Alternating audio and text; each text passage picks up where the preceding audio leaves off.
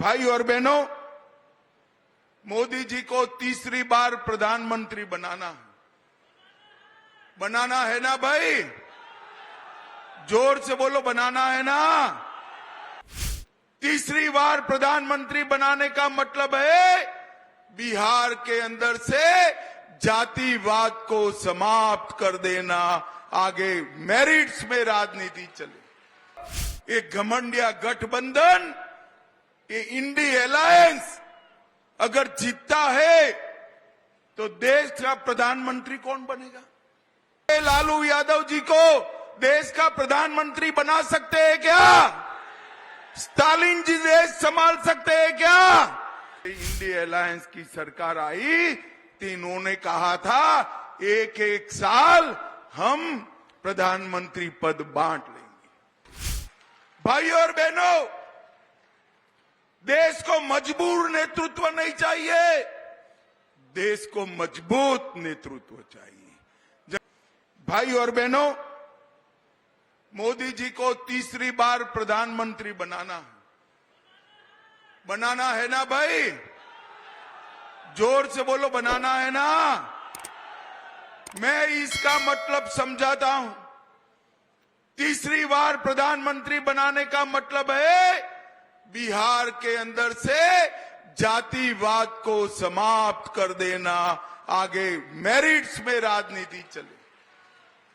तीसरी बार प्रधानमंत्री बनाने का मतलब है बिहार के अंदर से, देश के अंदर से भ्रष्टाचार को समाप्त कर देना। देश के खजाने की पाई जिस पर गरीब का अधिकार है वो गरीब को मिले, ऐसा शासन लाने का मतलब है नरेंद्र मोदी को प्रधानमंत्री बनाना। भाई और बहनों, मैं आज यहां आया हूं तब जंजारपुर की इस विशाल सभा से देश भर के मतदाताओं को आज मैं पूछने आया हूं।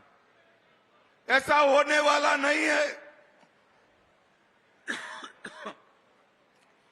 मोदी जी का जीतना निश्चित है, मगर स्वप्न में भी सोच लो, ये घमंडिया गठबंधन, ये इंडी अलायंस अगर जीतता है तो देश का प्रधानमंत्री कौन बनेगा?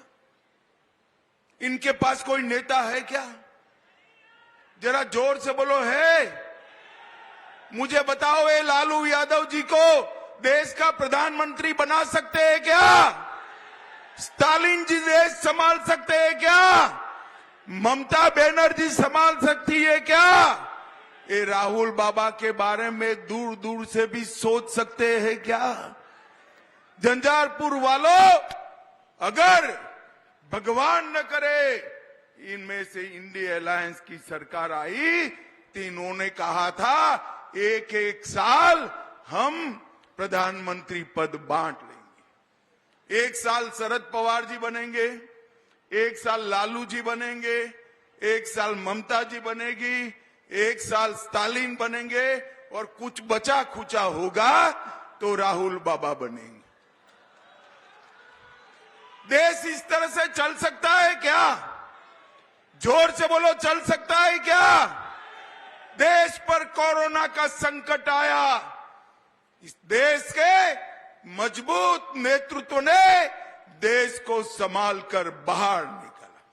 देश पर आतंकवाद का साया था, इस देश के मजबूत नेतृत्व ने, नरेंद्र मोदी जी ने बाहर निकाला देश को। देश में नक्सलवाद था, बिहार में भी था।